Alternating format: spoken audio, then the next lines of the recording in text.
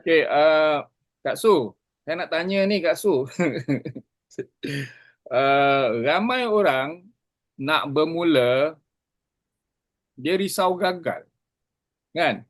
Jadi apa nasihat Kak Su bagi orang yang nak berubah tapi takut nak melangkah?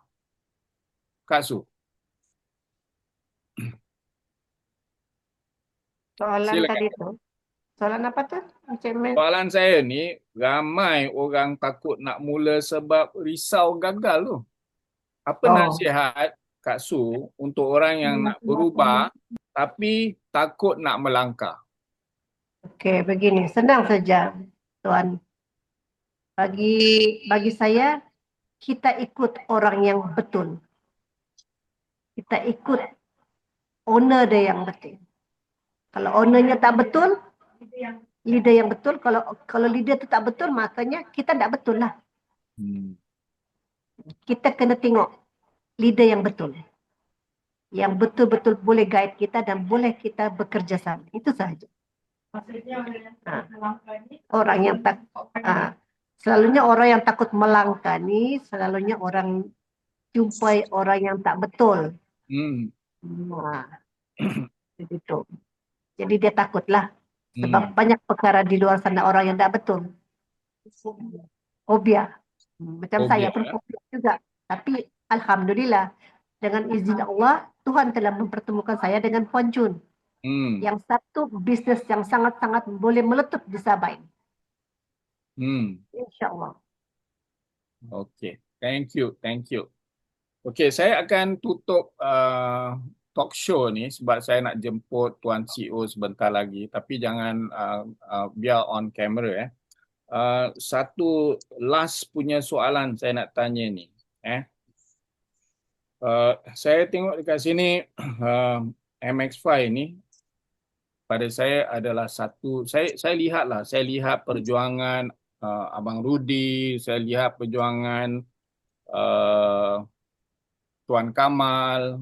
Dari awal saya lihat, saya mengikuti perkembangan dia dan juga saya lihat Tuan CEO, Mama N, empat insan ni kalau kita lihat flashback, saya suka tengok dia punya lama-lama punya video, lama-lama punya Facebook.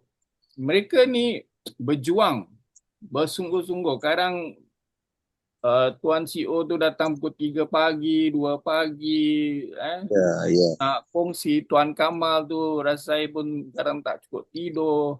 Dah selama 1 tahun tau. Selama 1 tahun perjuangan mereka. Dan pula tu disahut, disambut pula leader-leader yang masih ada dalam pasaran yang pasti yang saya kenal ni Kak Su, Cikgu. Ada lagi leader-leader yang saya mungkin belum kenal lagi. Tapi saya rasa macam satu family yang besar MX5 ni. Dan dengan plan pemasaran dia, dia set up plan pemasaran dia, menguntungkan, membagi rezeki sama rata, tak menyusahkan. Memang saya lihat memang luar biasa. Seperti mana tadi Kak Wati cakap, is a brilliant plan. Dan saya tengok Kak Su pun cakap it's so unique, the uni level is so unique.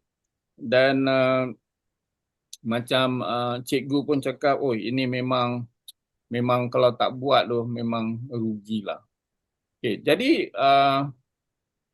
apakah langkah ke depan ni? Dah nak akhir tahun ni, dah masuk bulan 11, bulan 12, dan lagi 2 bulan lagi, bulan 1, bulan 2 dah masuk nak bulan raya. Bermakna 4 bulan punya strategi. Bulan 11, 12, bulan 1, bulan 2.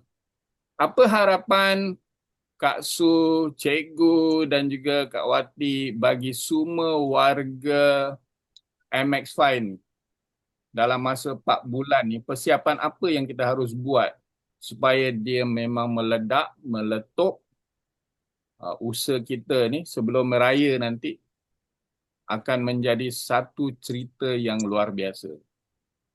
Kak Su, Cikgu, silakan Cikgu. Ayat yang last, ayat yang semangat untuk kita fikirkan 4 bulan yang akan datang, insyaAllah. Baik, terima kasih. Untuk 4 bulan akan datang ni sebenarnya kita dengan syarikat lah kena plan satu dua lagi kempen lah kan untuk support leader, bagi cadangan saya lah kan. Maksudnya kita memang all out. Kita minta semua leader-leader yang hadir ni all out, kita bina kita punya team, kita punya rangkaian. Okey. Dan yang kedua kita minta, contohnya kita pernah buat dulu program Kaya di Hari Raya. Kempen 6 bulan ke depan. Macam mana kita nak bagi kempen dan aktiviti yang selari supaya ramai di kalangan kita ni dia join, dia nampak peluang dan dia nak kaya di Hari Raya. Kena ada strategi-strategi yang lebih baik. Saya rasa mungkin kita boleh bincang dengan CEO, dan CEO pun saya rasa mungkin dia ada banyak idea-idea ataupun plan-plan yang nak bagi boom. Antaranya yang sedang kita sekarang ni kan, yang dibuat di mana kita punya goal pun dah 4 set kan, diamond pun 9 set. Itu adalah antara kerangka-kerangka kempen yang company buat, dan kita harus tambah lagi kempen dan kita banyakkan aktiviti. Sebab saya nampak peluang yang datang dalam Impact 5 ni, kalau kita pegang betul-betul, saya yakin setahun atau mungkin tak sampai 2 tahun akan ada jutawan-jutawan, dan akhirnya kita keluarkan kita punya peluru kita, bullet kita.